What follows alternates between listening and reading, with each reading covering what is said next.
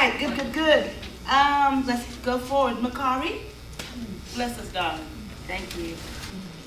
Oh. Thank you, Suzanne, for this. You helped me coming to here, this spot. I was feeling my heart like boom, boom, boom, boom, boom. Hello, I am Makari, and I'm so moved by that. I'm Mexican, so I'm going to apologize in advance for anything that I can say that is not really well understood. If you have any okay, what did you say? You can just let me know. My partner is busy right now, and he's the one that he's Canadian, so he always helps me oh, what's that word? And he says, oh, this is the word, oh, thank you. But I'm not really worried about that in this time because of what my message is today, which is talking from your heart. Yeah, so I know that if you open your heart, you can get my message. I'm going to speak from my heart and not from my mind. I can talk to you about my story, but I will really better talk to you about my heart story, which is something that has brought me here. I used to be a very left brain person. Yeah, it's what we know as a left brain person. That is, I learned as a child, and it has been mentioned here, how we, as a child, we learn to kind of, we learn a way to make other people liking us, or maybe I used to be a kind of a loner, weird child, yeah, and my mother would tell me, no, you have to fit in society, you have to be like this. She was a very well-intentioned person, she is still, but she would tell me, you need to, don't do that. That's not what, these were not her words, but this is not like normal people do. This is not what normal people do. You need to, you need to fit in this way. So I started to kind of build or wrap my heart, what my heart would tell me, in a kind of a layer of mud, that then another layer and another layer, it's a layer, and until I was just here, in my mind, just trying to figure out my life from what the reason would tell me. And that brought to me a lot of pain, physical pain. By the time I was 15 or 12, I started to develop a condition that is called neurodermatitis, which is stress, yeah? And dermatitis is like, don't touch me, so that wrap became a rock, I think. This doesn't mean that I wasn't able to express my affection, but I was really kind of isolating myself with a big fear of being hurt. Yeah. So I was for, I don't know, maybe it wasn't until my daughter. I was 22 when I had my beautiful daughter. That she helped me to, to come to help me with that condition, to start really being me. It's like, because of the love that she kind of, as I was feeling her in my womb, I could feel the love to her, and I was like, the first time I felt like, wow, I didn't know at that time, but that was unconditional love, and I was like, whoa. But that was the last time I presented neurodermatitis. And then what also happened is that I wanted to know how the mind of the people worked, and I studied for a year psychology, And then it was like, oh, well, I mean, I don't know if there's a psychologist here, but I kind of like, no. They would tell me, psychology kind of knows a little, but really don't have the answers. And I wanted the answers. So, no. So I applied to medicine school. I wanted to become a psychiatrist. I was like, I want to understand. And it didn't work because an angel came to my life and said, you don't want to be a psychiatrist. It's about drugs, it's about this and that. You don't want to become a psychiatrist. So I graduated from medicine school. But what I learned in medicine school, what I loved about medicine school is how our body works, the physiology of the body. And one thing that I really loved was the heart. That was my first hello to the heart, yeah? Because I learned how the heart is the first organ that comes alive when we are in our wombs, in our mother's womb. That's the first, really, is live. Yes. You can see a little embryo in an ultrasound now, and that's the heart just beating, yes, saying, I'm alive, I'm here. That's how powerful our heart. In that moment, our heart is telling us, I'm here. Isn't that amazing that we learn in our life to just and start coming here, and it's like, no.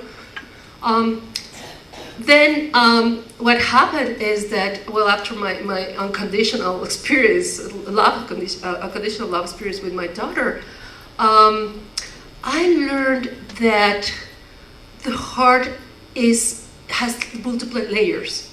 So it's the physical one, and as the physical one is the most powerful source of electric energy. That's what we have here, and it's the most powerful source of magnetic energy. And it's like, wow, that's what I have here, No wonder how is that boom when we are like kind of, So that's one thing that I learned. If you have another thing that I learned, if you have the chance to go on Google, Heart Math Institute. Yes. I think that a lot of you are already.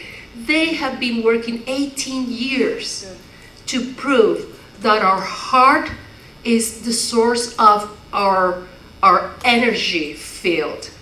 And what we think and what we feel is what we put outside.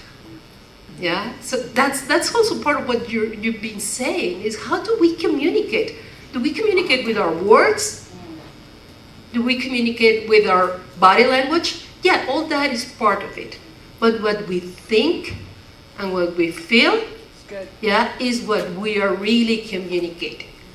And another amazing thing, very cool thing that I learned later on, is that heart entrains immediately with another person. Yes. You want it or not, it entrains. Just, they have these heart math people have proved in how you there's with the waves of the heart, that if you're focused on gratitude or you're focused on appreciation in your heart, that entrains with the energy of whatever is around you. For me, that was in my kind of left brain, it was like fascinating, yeah? But then something happened. I started to do meditation, and again, it had to do with my beautiful daughter, because she said, when she was 18, she said, Mom, I'm leaving. I'm going to go to another state, to live by myself. And I started to feel that my life, my family, everything started to crumble, like an earthquake. At that moment, I found meditation. The first 3 days after I started meditation, because I used to do my homework. So I said, okay, I'm going to take this, I'm going to do it right? Yeah. So I started to have meditation. I had a headache, a horrible headache, after I started to do meditation. But what was amazing is that the third day, I started to have palpitations. My heart started to jump. And I immediately called my teacher, with my meditation teacher, like, what's going on? This is not supposed to be happening. I was supposed to be calm and ease and meditation. And she said, no, that's your heart really getting it. You know, you're going inside and your heart is telling you, yeah. So that was amazing for me because it's like, oh, okay, this is again my heart talking to me. Yeah. After 2 years of meditation, I had another amazing message from my heart. I was meditating and I just felt that I was about to step off a cliff. Maybe you've had that experience. But when you're meditating, you're just feeling that you're pulled to a cliff, and it's like, what is the abyss? There's nothing there. Yeah? So again, I opened my eyes, it's like, this is not good. I don't, you know. But later on, I understood because that, when that happened, I had this vision of what my life was going to be about. At that moment, my life just turned like 180 degrees, like just like that. Because at that moment, I started to feel with my heart, yeah, and I gave permission to my heart to say, okay, guide me. And I did it. The weirdest thing. I mean, I just changed my life. I left medicine. I went to a 6-month retreat in the mountains of British Columbia, just like outside the world, you know. And being at that retreat, one day another thing happened. I was meditating again. and I started to feel, and that was the last, you know, that my willingness of, okay, heart, I'm here for you. I started to feel like a heart attack. But as a doctor, I said, oh boy, I am really having some problem here. Because I started to feel like something breaking inside, really. And you know what had happened? Instead of just going to the doctor that was there or whatever, the nurse, or, you know what I did? It was amazing because I got up and I went to meet, to talk to a beautiful person that was there that I really liked. And I said, hold me, please just hug me. Hold me, something. I didn't know what was happening, but I was like, please hold me.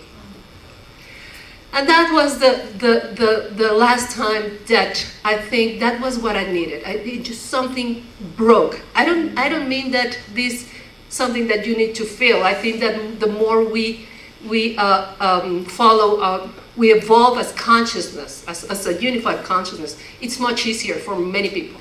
But the more you're in your left brain, the harder it is. At least for me, I was so holding to my mind, yeah, to figure it out, that my heart had to really, you know, do it like with all the strength and with all the power.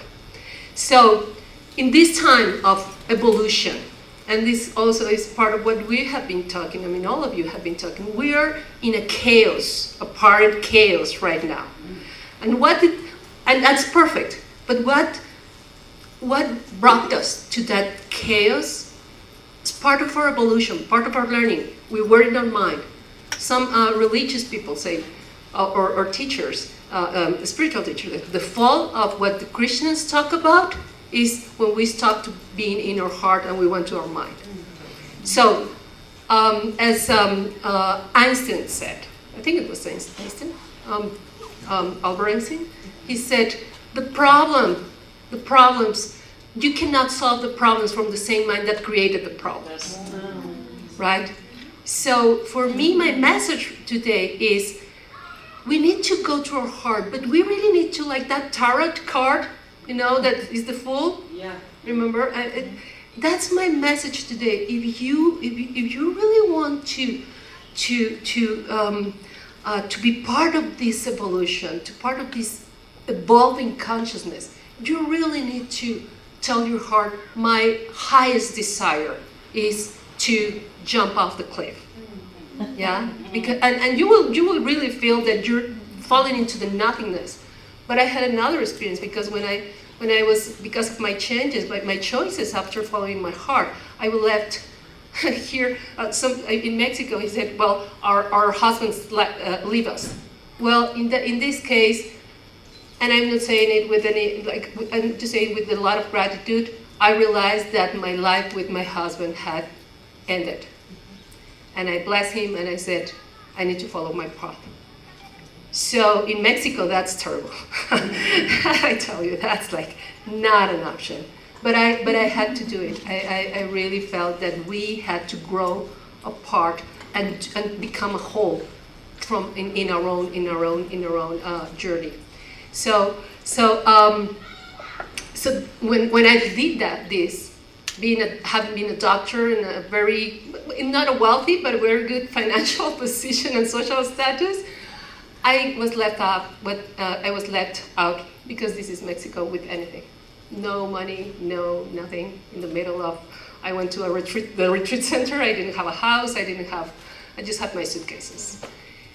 And that day, some of you said, cried, tears. I cried and cried and cried because I saw my wallet and I said, I don't have even a peso in my wallet, and I'm in the middle of nowhere. What am I doing following my heart? And then when I asked that question, I just felt grace. I just felt that something just lifted me and said, you are loved and you're going to be taken care of. Yes. So I was taken care of and I'm here today. So just if you like, how do I start? If you haven't, how do I start to go to my heart? Two things, just the way I did it was with two, I think there are like kind of keys that unlock your heart. One is appreciation. Appreciation and gratitude. It's like we cannot say it enough, right? But if you can find 3 to whatever time you have in your life, mostly if you're waking up in the morning, if you just focus on what can I appreciate right now, it's not difficult, but just go to your heart and find something that you can appreciate in your heart. Your life is enough to appreciate. But if you cannot say, I praise my life, because of many other things that we have in our mind, like how can I say that if my life has been this and this and that? Just find something to appreciate. Find something, the sun, the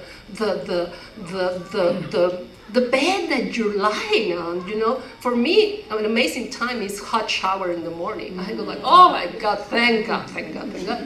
So find something, your coffee, your something, you know. Find something to appreciate, and that will start really unlocking and really going and putting seeds in your heart, and then you will see. And the second thing is really go inside and say, and as you said, honestly, what is the highest desire of my heart? Yeah, and your heart would just make it happen because of that field that the heart produces, that has an effect on the stuff of the unified field. Yes. So just go to your heart.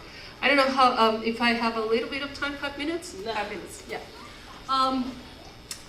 And one thing that I want to do, I'm so excited because you have been singing, so I was like, oh my God, I also want to sing. I have a group here in San Miguel that I call the Divine Feminine Circle. And we get together to sing mantras, which for me now in this moment in my life is like something like, it's so beautiful, it has been so powerful. And so when I was like, okay, what could be my closure in this participation? I thought, there's a mantra that is, it's a mantra. You know, mantras are the word mantra is protector of the mind. So we sing mantras, we chant, even in beautiful spiritual songs, whatever the shape or form or sound of them, they protect our mind to be present and to be in our heart. Yeah, so that's how we feel so moved by all these beautiful voices or the drum, you know, it's so beautiful.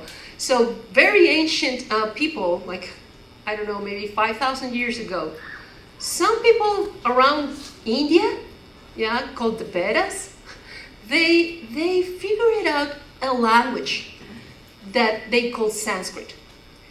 And now we know that language is vibrational.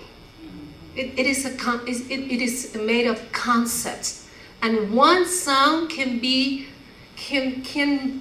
so many, yeah, so many things. The om, that is the om sound is what is the creation, the sound, the seed sound.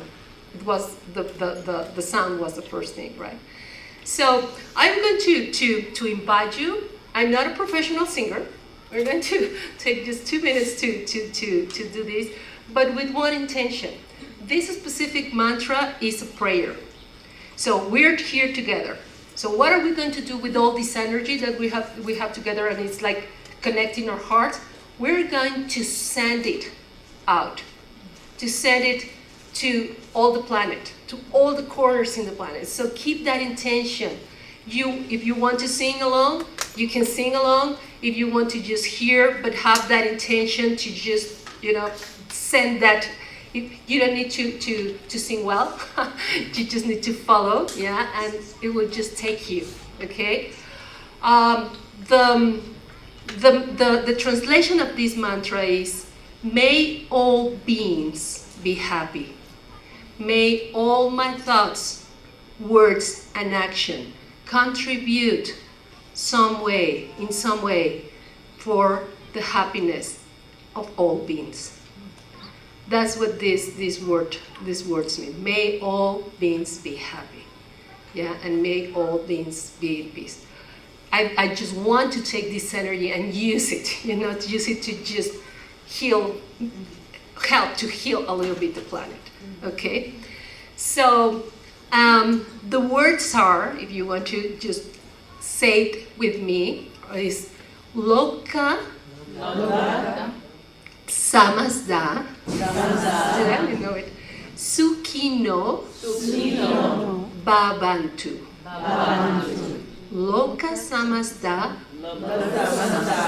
Sukino Babantu. And then at the end we're going to say Om Shanti. Shanti is peace. So Om Shanti, Om Shanti. Okay? Are we ready? Yes. Okay. So we're going to do it. So you hear it, and then you can just follow and follow with me. Okay?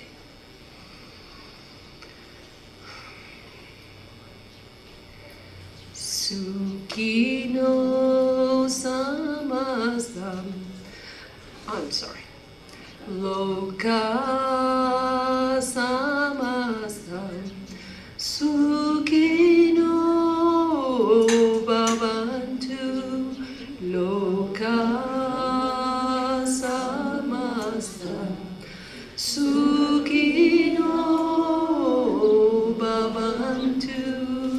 Loka Samasta Sukino Bhavantu. Loka Samasta Sukino Bhavantu. Om Shanti Shanti.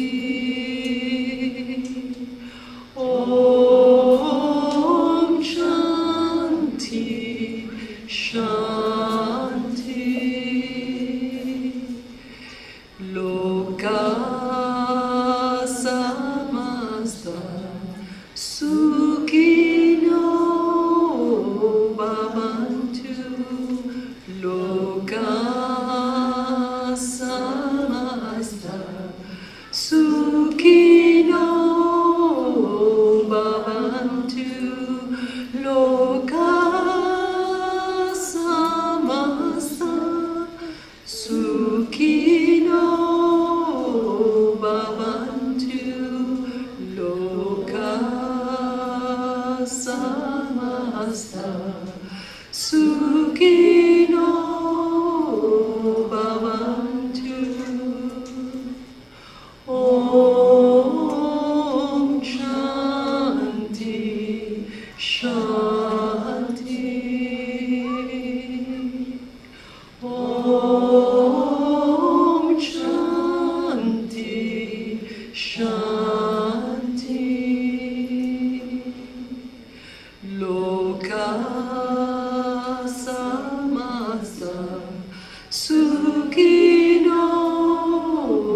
bhavantu loka samasta sukhino bhavantu loka samasta sukhino bhavantu loka samasta sukhino bhavantu.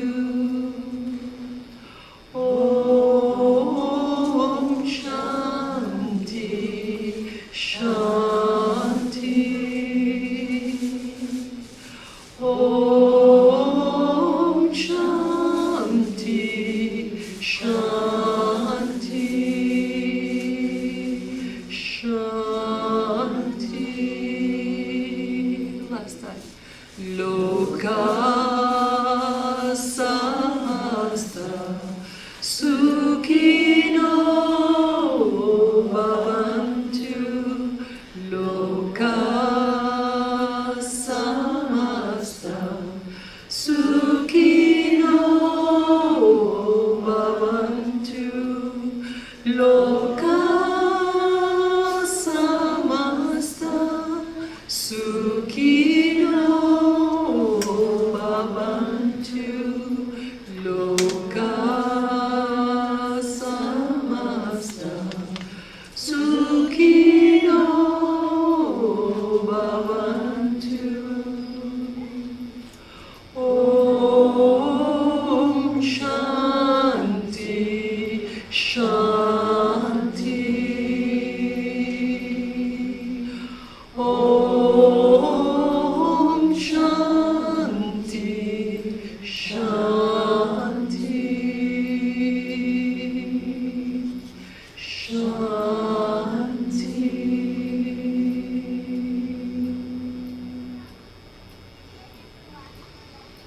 Thank you all. Thank you.